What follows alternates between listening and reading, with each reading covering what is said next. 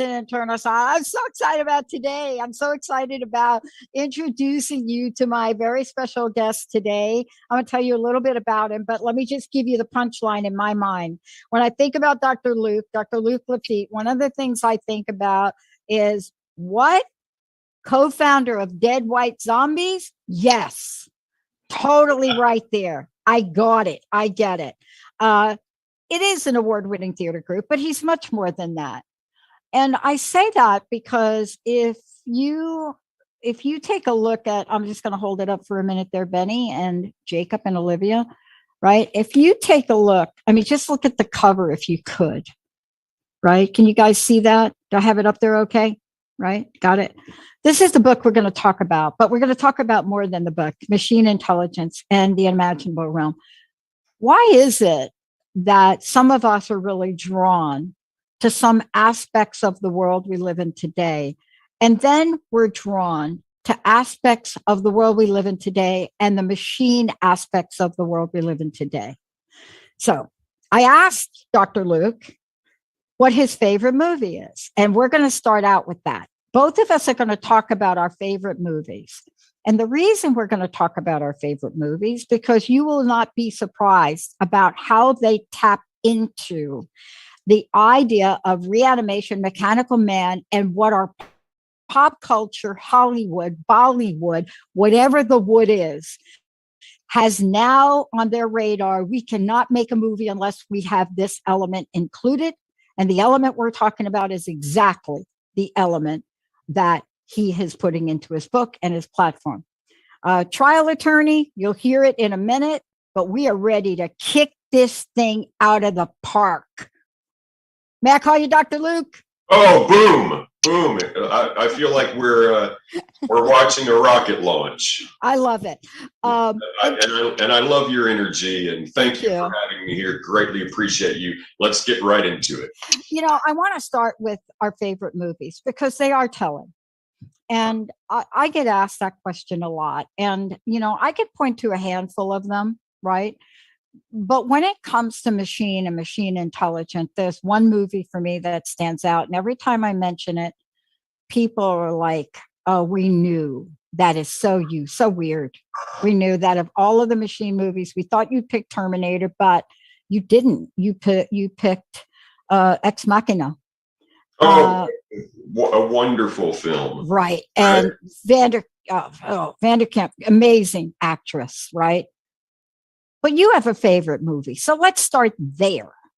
I do. My favorite movie, as you can see from my tie, is The Great Empire Strikes Back from 1982 and 81, 82. It did it for me. I mean, it did it for me as a child, and it does it for me as a 42-year-old man. And the reason why it did it for me is because you've got two of the most epic cinematic scenes in movie history, with Luke going into the cave at Dagobah and defeating really himself, and looking at the mechanical man in Darth Vader and decapitating it, to find out his true spirituality, to go from mechanical man to spiritual man. Yeah. And then at the very end, it recapitulates what happened in the foreshadowing of the cave, in Darth Vader telling him that I am your father, right?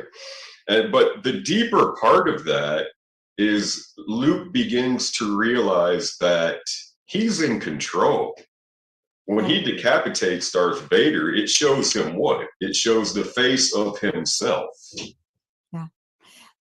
I love that we're talking about this, because part of this, you know, for me, and you've done it in your book, you absolutely have brought in the imaginal realm, which so often we want to tear it apart. And we want to say mechanical over here, spiritual over here, imaginable somewhere over here. But I don't really and never understood why we can't really look at it all, you know. And this is really so important for me to talk with you about, because this idea of mechanical man, it's almost as if we want to call it mechanical man without spirit, right? I mean, even Schwarzenegger had a heart.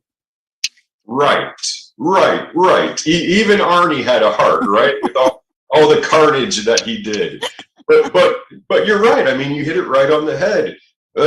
When we talk about mechanical man, for me, mechanical man is multi-layered, right? I mean, you can look at mechanical man and you could say, well, on a very simple level, it just means materialism. That matter was here before mind, and that matter creates the brain and creates the mind. Not true. That's not true, or at least that's what the theorists and the inventors of machines and thinking machines have been telling us for the past 150, 200 years. Yeah. But there is a chasm between mechanical man and spiritual man. There's a deep chasm. And so how do you get from mechanical man to spiritual man is what ultimately was the quest that the mechanical man in machine intelligence goes on. And when I talk about mechanical man and the quest that he or she goes on, I'm talking about all of the inventors that tackled artificial intelligence and cybernetics. Now, I want everyone to know cybernetics is basically any and all relationships between robots and humans. Coined by Norbert Wiener in the late 40s, early 50s, he gave it a definition. And definitions are important because now there's a field of study for it that other people had been calling, very mysterious. And go ahead. No, you're absolutely right. I mean, and I want to really get down with this because Jessica and I went on a very special event a couple of years ago, right at before the I call it the COVID, right before there, I call it the right? plague in my book. Yeah, I call it the COVID coven, but that's a whole nother show. We can get into that later. But we had something happen really upbeat and positive, which actually changed the direction of this network. This is a network that at the moment has one channel and the potentiality for unlimited channels, right? Oh, wow. We built our own technology. If you said to me, hey, Dr. P, I want my own channel and I want it to be about machine intelligence, a whole channel, like all full of like all sorts of people. Most of the time people would say you couldn't do it. For us, we'd say, give us your domain name and we'll have it up in 24 hours because I love it. But that's the point of my book. That's why I'm sharing it with you. There's no limit. There's no limit to what we are, Dr. Pat, we are taking back the human imagination. Yeah. Finally, people are waking up to take back the human imagination. Yeah. And in the book, I go into detail about, I think we were there around 1968 and 69. And then, Dr. King is killed, 4/4/68, and Bobby is killed 6/6/68, if I'm not mistaken. And then the computer HAL is showed in debuts 1/24/25 1968. You've got such a transition, and the New Age thinkers of that time period coming along, and then they're just snuffed out by the Nixon administration. And I don't want to get into politics, Oh, but you're preaching to the choir because you see, there was some snuffing that happened, and then there was some snuffing that you couldn't snuff out. I mean, you couldn't snuff us out. The movement that happened during that age is so perfect the way you're describing it, because when I mentor young people, and I mentor people of all ages, but I mentor people in addiction and recovery. But when I talk to them and try to bring them back in time and just give them information, there's a misconception that we are old school and that we didn't relate to technology. But let me ask you this, Dr. Luke, if you go back in time and it's primitive compared to where we are today, like big IBM machines, right? Oh, yeah. Grace Hopper, right? That entire chapter on Grace Hopper, she was having to manage these huge room computers. I call them room computers because they take up an entire room, right? And she was having to manage that with the Mark I, and at the same time, Howard Aiken told her, you have to figure out how to educate this computer. And not only did she do that, Grace Hopper, look up the name, remember the name, one of the most important mythological figures of cyber technology, and led to the internet, led to YouTube. She works with Mark I, the computer, and she gives it a language. She gives it COBOL. She's the inventor of COBOL, and gives the computer a language so that it can communicate with other computers. And she also remembers, that's another great thing about the mechanical man. You have to have, memory is so important, right? And I know memory is so flawed. We could have another show on that. But the memory. You're going to have to come back and be a regular, because we are not getting all this in an hour. Oh, I know. Well, I appreciate that. I'll be back. But the Mark I, she's given the task of allowing it or giving it the ability to learn for itself. Yeah. And she even harkens back to how we need interchangeable parts. So these computers can communicate with each other. We need to go back to the days of Eli Whitney and McCormick and Oliver Evans and their invention of interchangeable parts and the American system of manufacturing. So the book is multifaceted in that way, in that it shows you both the history, but it also gives you a feel. Yeah. And, I love talking about this, because what the book does in, a number of different ways. I love the way you take us through prophecy, my language. I think the chapter is called The Prophet. It is. Okay. You got it. But I love this, and I love the references that you make in this. This is also a book of other books you've written, right? Chronicles of a Curious Mind. It doesn't matter. There's a message inherent in who you are and what you're bringing to the world. And I want to take a short break, right? And when we come back, I want to talk about what we have done to limit our possibilities by holding on to beliefs that say we have to pick one or the other. Mechanics or spirituality. But what happens when you pick both? And I'm going to tell you from our perspective when we come back what we've called it. And Dr. Luke is going to take you through what is really the realm of spiritual, mechanical, humanity, integrity. Stay tuned. We'll be right back. All clear.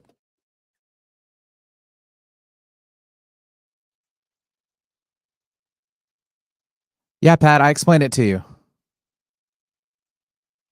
Yes, it is. And I explained it to you. That's his camera autofocusing that we need to somehow fix.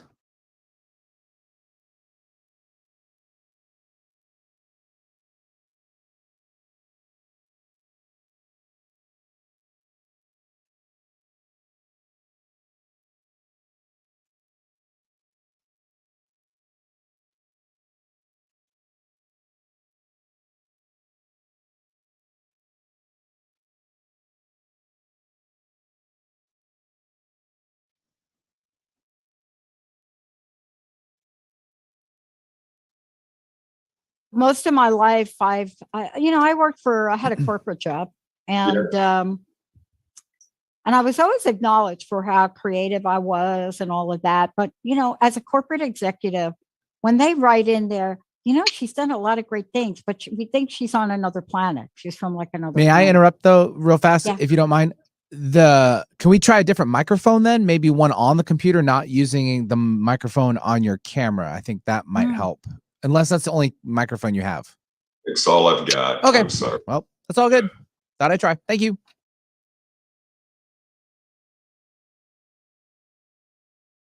To Power with host Dr. Kathy Obear. Create real change with smart tools and smart strategies. No frills, no fluff, just life-changing conversations to help get you where you want to be. Extend your reach and become an agent for real change with Kathy Obear. For more information on Kathy and her work, please visit drkathyobear.com. That's drkathyobear.com. Tune in to Knowledge Book Radio with host Marge Potasic, the fourth Tuesday each month at 4 p.m. Pacific, 7 p.m. Eastern on transformationtalkradio.com. Through many experiences, Marge was led to the Knowledge Book, a gift to humanity in its transition to the golden age that provides truth and answers. She now shares information from the Knowledge Book with you monthly on transformationtalkradio.com on Knowledge Book Radio. For more information, visit usa.theknowledgebook.net. Ready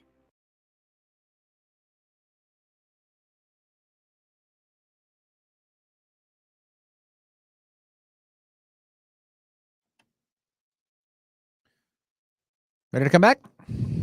All right, stand by.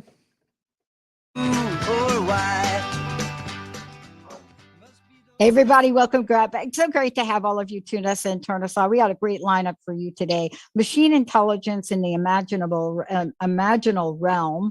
And thank you, Ashley, and our friends at Inner Traditions again for sending Dr. Luke our way. Before we keep going, let's take a minute to mention a couple things. How do people find out more about you?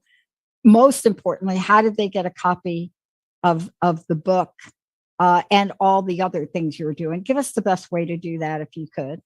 Okay, you can get a copy of the book. It's out on Amazon, on every distributor that you can think of, or just go to innertraditions.com and you can find the book there.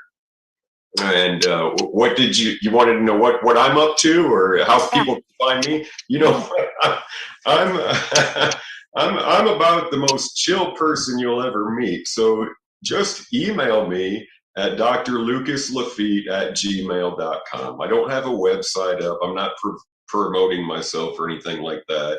Mm-hmm. But drlucaslaf as in Frank, ITTE @gmail.com. Email me and I will get back to you. Yep. And then you could also find out more about some of the other things that Dr. Luke is doing. You know, I want to get back to this question of, at least my experience has been growing up in this day and age, you know, this disconnect that never made sense to me, like between science, mechanical, and spirituality. Now, I will tell you this. I come from a family. My dad was a mechanic, and machinery, we built motorcycles in our living room. Just saying. Wow. He had 3 girls until the brother. And so we were, go get me the 1/4-inch wrench, you know, grease this, pull the spark plug out of that. Right. So people say that's unusual for somebody like me. But we are really doing ourselves a disservice by compartmentalizing unlimited possibility energy. Unlimited potential. Yes. Unlimited. Yeah. And we're separating. And I mean, and in the book, I talk about how the mechanical man goes about harnessing other energies, right? How the American techno-cybernetic history is about harnessing energies and seeing how they fit into consciousness, how they affect how people are aware of their environment and aware of thyself. And so you go from electricity, where people thought their homes would blow up if they were, you know, hooked up to the grid. And then you go to the terrible fear of atomic warfare and atomic bombs, which we're still dealing with today. Oh yeah. Right? I mean, in our face. Materialism is just throwing it in our face and saying, look at how we've reduced everything down to nothing. But on the other hand, we have these great bombs that we can, you know, destroy the world with. So yeah, it's a fascinating tale, and it's one that I'm so grateful that I was able to tell. It took me 15 years to get this book done. I was just going to ask you. That question because, you know, robust would be an understatement for the book, you know, to really describe it. But I had a moment this year, and I just want to touch upon it with you. The moment I had was, albeit a Saturday Night Live skit, where always, huh? Always. I'm sorry, it's and there's Elon Musk, and he's like the deal. And the minute that he briefly referenced himself to being on the spectrum, it opened up a whole world for so many people that see this man who is in the world of unlimited possibilities. And yet the humanity part of us would look at that thing and call him less than. And this is the thing I want to talk with you about, because there's something about mechanical man and mechanics that allows a human, regardless of the labels we want to put on them, to step into a different realm. And we see this in studies. We know this. We know that there are some children that have been diagnosed in the human way as this, that, or the other thing, and they can do math faster than any human on the planet. But I want to ask you this question. Your book lays out a game plan for us to step into spiritual freedom. That has got to be such an end game for us, doesn't it? Oh, it's got to be the end game. Got to be. The end game has to be this Jungian self-individuation of the human heart and what you're doing, how you're affecting other people, and we have to take responsibility for everything. That's the great quote in the book of the Nag Hammadi Gospels, the book of Thomas. You know, if you search, you will be troubled. Right? But if you still search, you will find it and you will rule over all. And he's talking about how you have to be shocked. You have to be shocked off of your rear end to realize that almost everything you've been told in this materialistic paradigm is backwards. When it comes to emotions and feelings and love, and how to interact with other human beings. Yeah. And are you surprised that one of my favorite reads is the gospel, the common phrase is the gospel according to Thomas. Mm-hmm. But growing up and even later on as an adult, I never understood why this particular insight writing was left out. Right? Well, I'll tell you why. Yeah, exactly. That's what I mean. I now know. Yeah, now you know. A lot of people that don't know about this, and boy, I'll tell you, it's enlightening. Oh my gosh! Oh my gosh! It's gonna light. It will light any mind on fire. If you really dig into it and you really look at it objectively. Right now, my whole book is about how important subjectivity is. And yes, that's true. So when I talk about objectively looking at something, I'm talking about approaching it with unconditional love. And that's the agape aspect at the end of the book. You have to approach everything with unconditional love or the information that you get is going to be skewed. Yeah. And let's talk about the energy. Since you brought it up, I love that you did. Let us talk about the energy. I don't want to go into definitions or words. There is an energy of unconditional love. Boom. There's an energy. There's an energy that can do amazing things. When you are in that place. More amazing than atomic energy.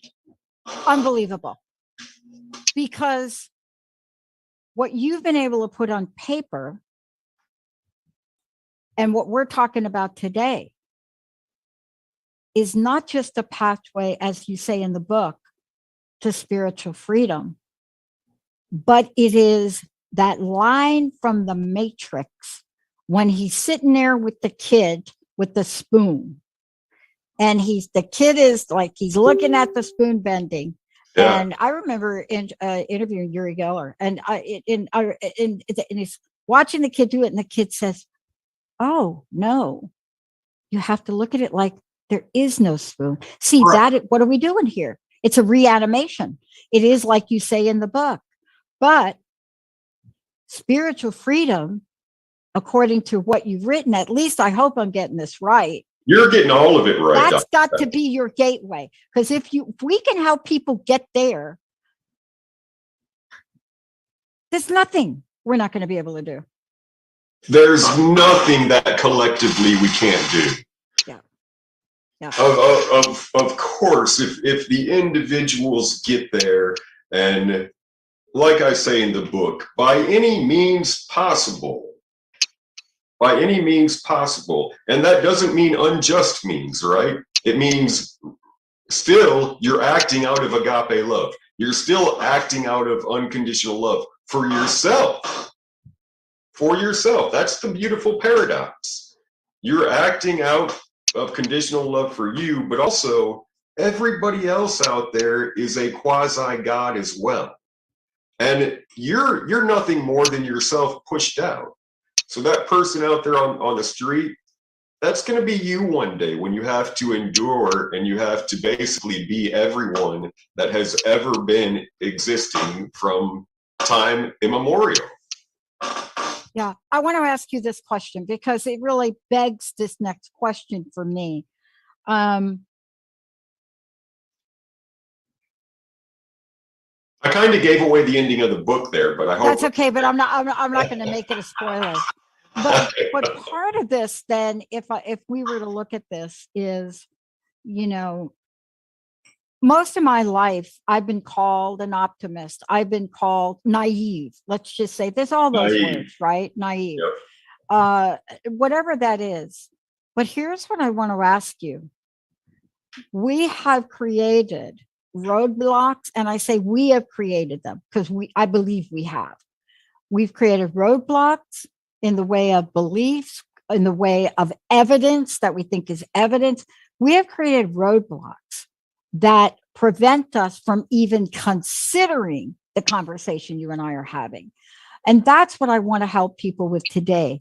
How do we peel back that onion so that everybody listening can experience the energy of spiritual freedom?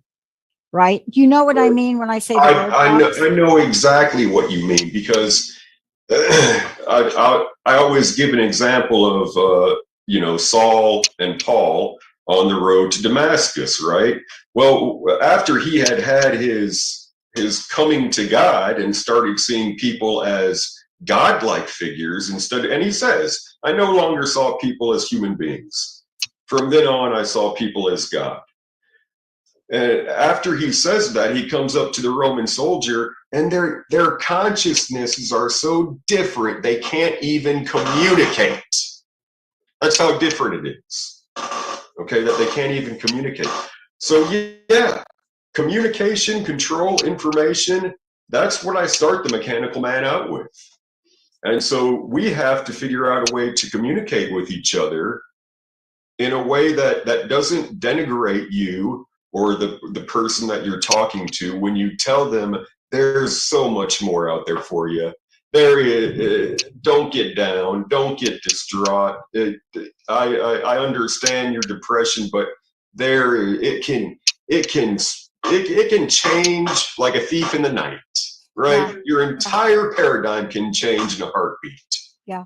I mean, it leads me to the next conversation, which I think is important to have. And it is this idea of fear.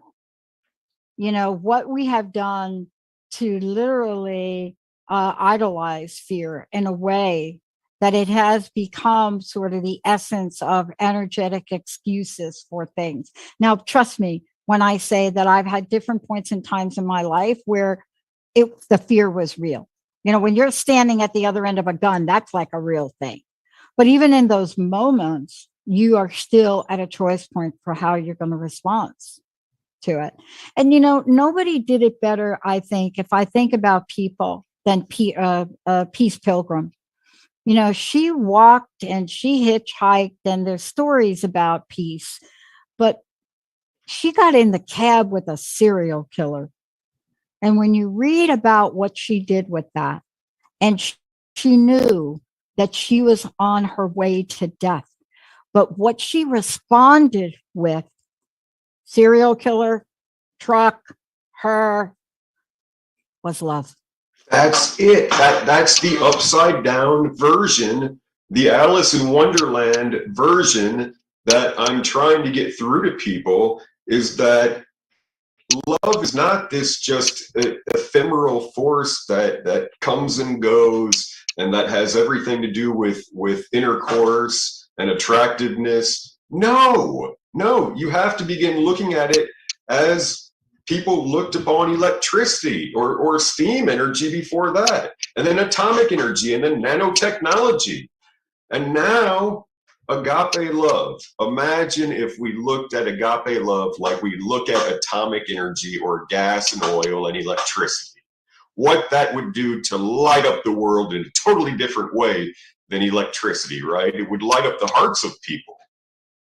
And we're not being naive. We understand that there's problems out there, right? And there may always be problems out there. But those of us that come to agape and come to understand agape, we won't have any problems at all, because we can go through it with grace, we can go through it with mercy, and we can come out on the other side learning a lesson from whatever tribulation or furnace that we've been put through. And I love the way you wrote this book, because, as I read it, your references to what millions of people relate to, especially in the fourth dimension is calling us part of the book. Yeah. I had to go back and read over and over again, the conversation that, the omnipotent Q. So he said the trials never end. Right. Yeah. And that's another big aspect of the book, is the banality and boredom of the mechanical man.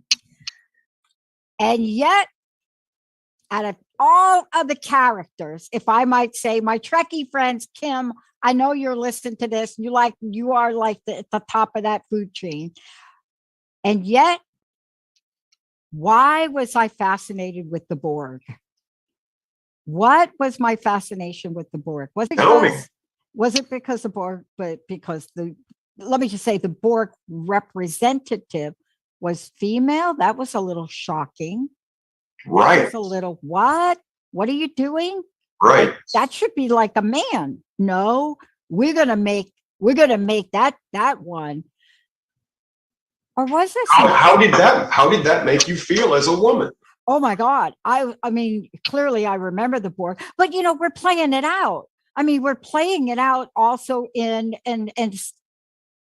hello, I wish you were still here, Stan Smith. I wish you were still here with Marvel, because what was created in the whole Marvel universe? Who is the protagonist? Female, mechanical, a woman, right? So you got the two sisters. Well, she turns to be a good person, but still fascinated. Fascinating. I mean, mind-blowing, right? Just Stan Lee. I didn't mean Stan Smith, Stan Lee. But I mean, fascinating. And Stan Lee is in my book. He's another one. He's another one of those innovators that looked into the abyss and looked into his own depression and came out on the other side with these larger than life characters, right? Yeah. But I don't want to diminish the value of what you just said about the Borg woman, right? Being in charge of it. Yep. And shocked the world. Shocked the world. Back in the day. Yeah. Because in order for us to step into spiritual freedom, it is my belief, we have to let go of the limitations we put on people that we have categorized in our humanness. Whether you say people of color, whether you say man or woman, whether you say child or adult, the minute we start to put a category on someone, we run the risk of desensitizing their potentiality.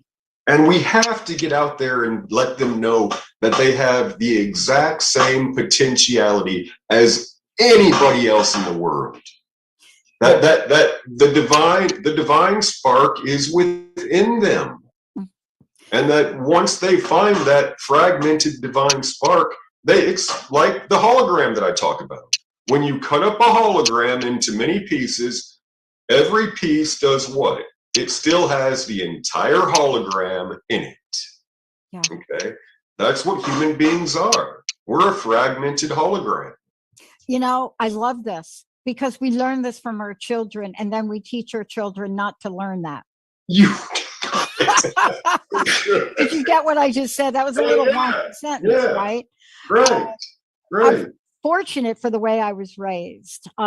Me too. Me too. There's an image, a sketch that I shared on air not too long ago when I was talking with Amy and Monty, and because they were talking about how we channel the spiritual nature of things, but we can do it in a mechanical way.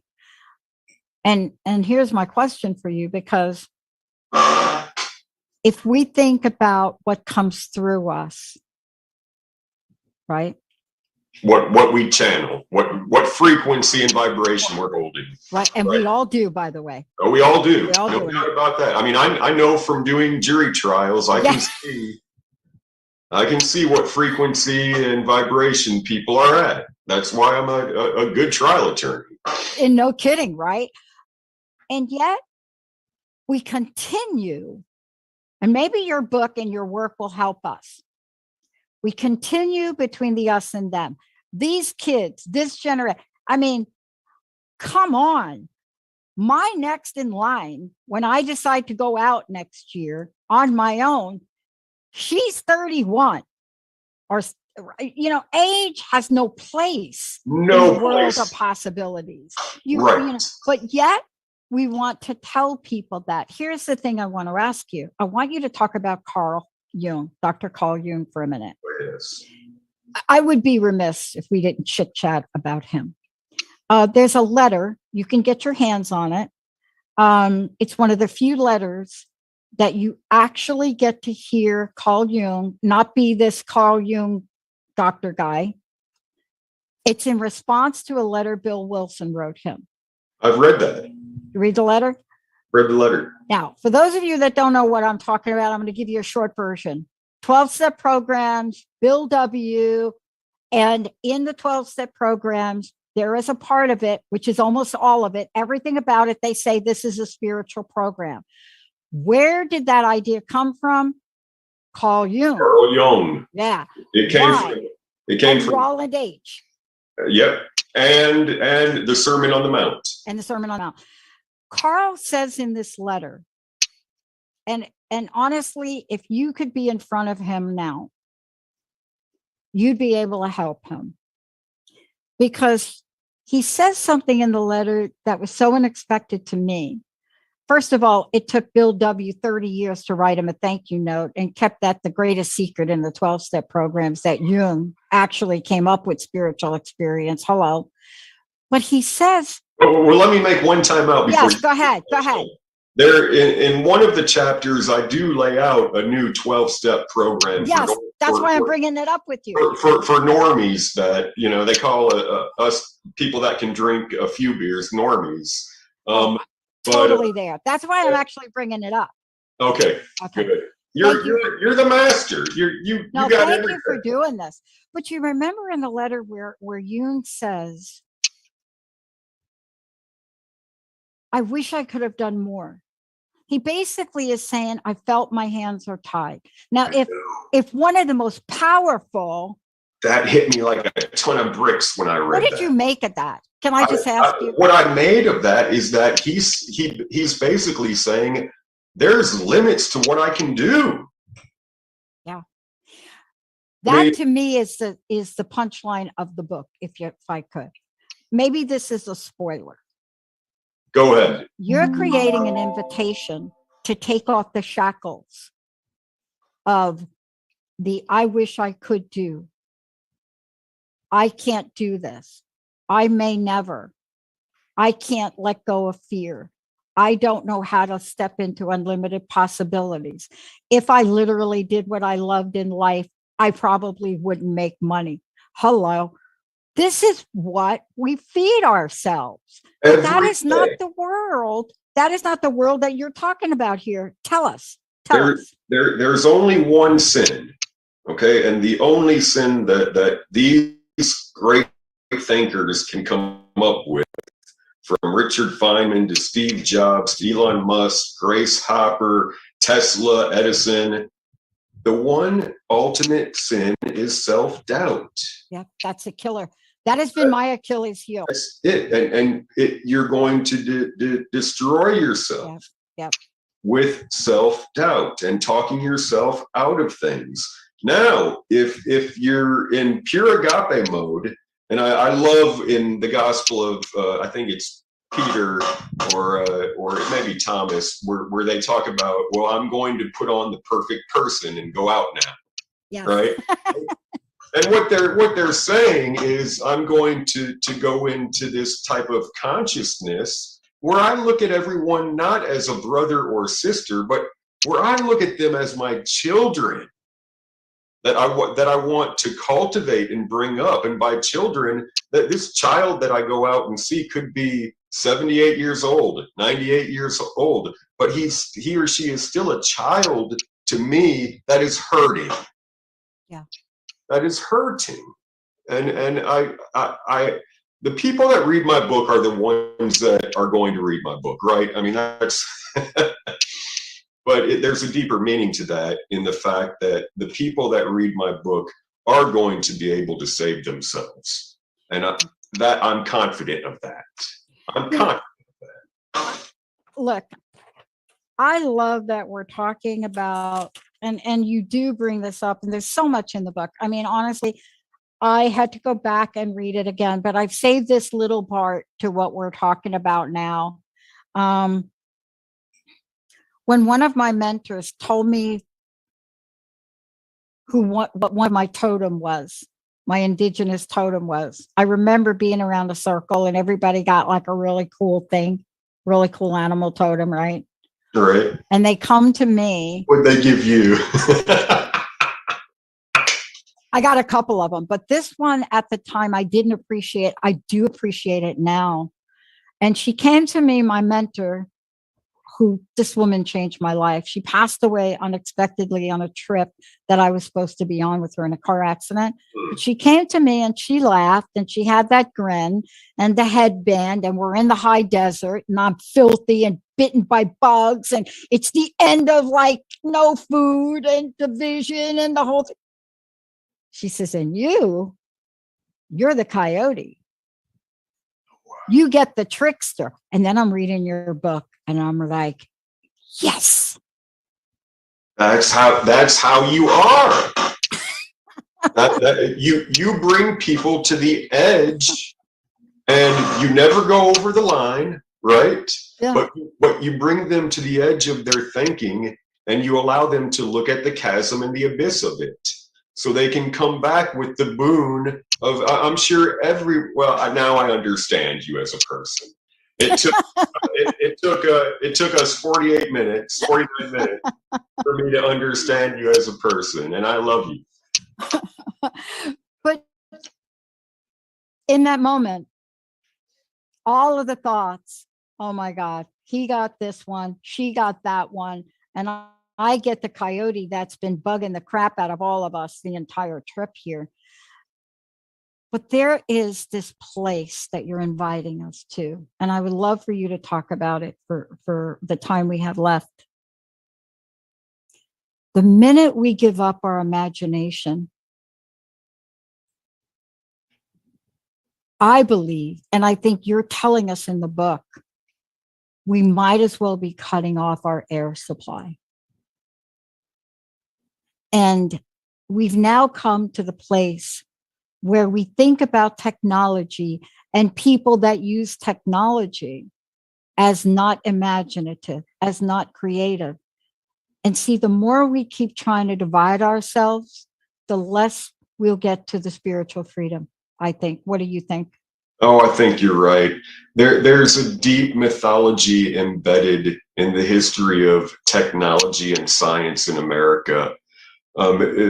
if you pick up a history book, it may be boring to you, but when you figure out the people behind the ideas and how they had to struggle to get to the ideas that came into their head, and how they had to talk within their own inner speech to get to that level of understanding whatever they were looking at. For me, these pioneers and prophets are looking at thinking machines. And so, of course, if you're dealing with thinking machines, guess what you have to look into?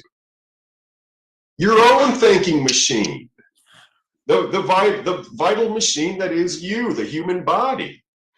And so you're holding up a mirror that entire time. No wonder why Grace Hopper went on drinking binges and almost killed herself. I think all of us that have ever gone down this path have had that history. Certainly my mom did. My mom had me. She was at the time an alcoholic and a drug addict from a, not because my dad had to keep her quiet. So what you did with women, unless you made them into like the Borg, what you did with them was you just fed them and numbed them.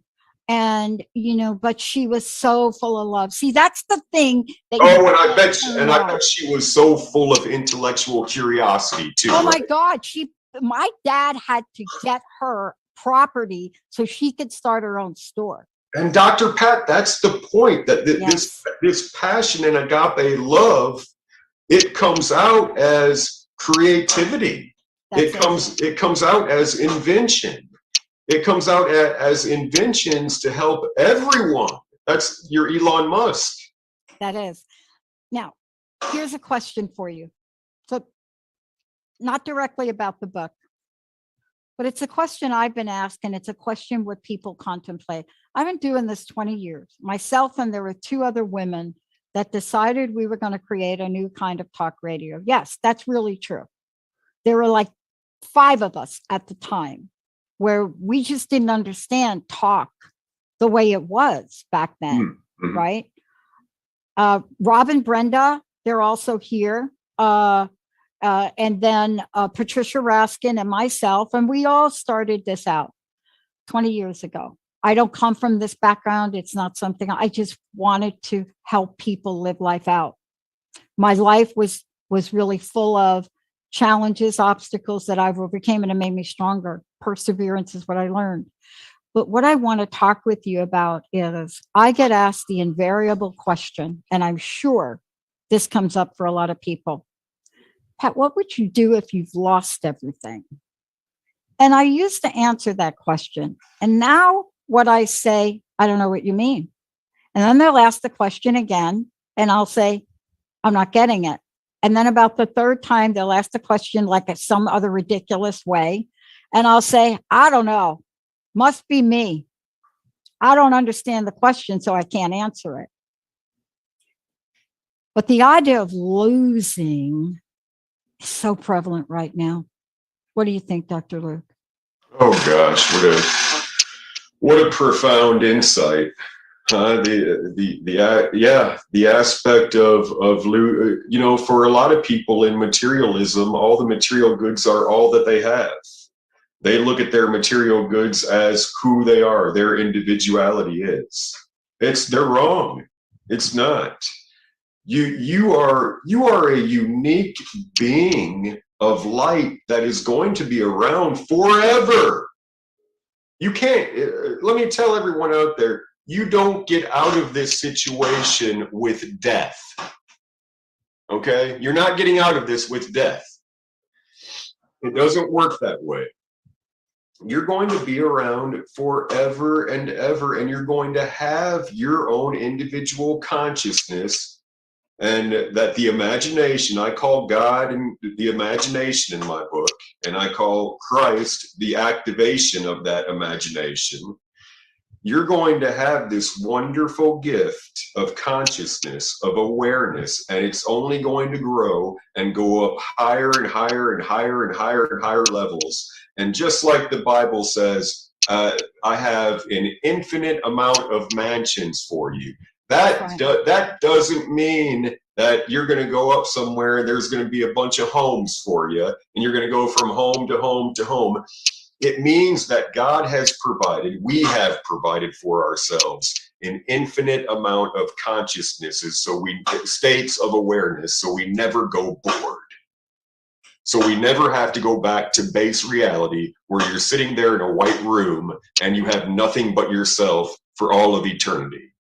Now be grateful that we're not there, right? That we're not sitting in a room. Creation was a perfect form of mercy. Yeah. I mean, I can't thank you enough. And I really loved that you were coming on. I've been talking to Linda about it all week long, and, you know, just thinking to myself, how do I begin a conversation so that whatever you and I talk about today, we have touched the hearts and the souls of people, and they will do something bold today. And what I mean by bold is whatever that thing is that you have in your own mind not been able to do. Sometimes for me in my life, it was getting off the couch. It could be, it could be getting out of bed. And you've done that. It could be eating a good meal, right? For those that are out there that just have the pure nausea of anxiety all the time. Just getting down a good meal. But you know what?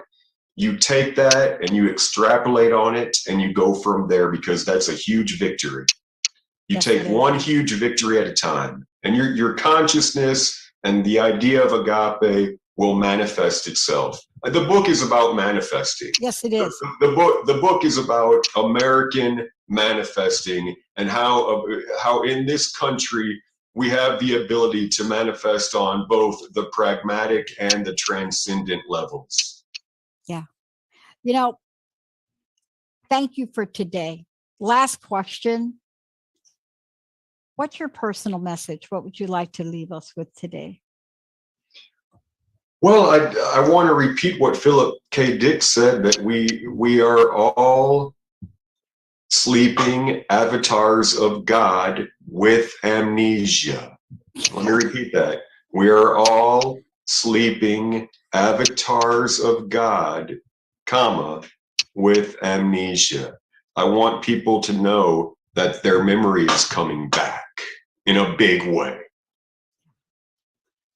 Thank you, thank you, thank you. And you'll have to come back so that we could talk about the chicken and the egg. I love that. Yep. I love that. Yep.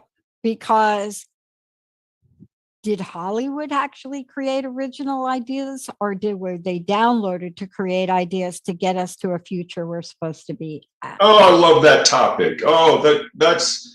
I said I'm not going to write another book, but maybe I'll start writing tonight after that. I'm telling you, that is the one, right? Are we really, with whatever is going on out here, are they really about something original, or has something being given us to get us to the place that we already know we should be at?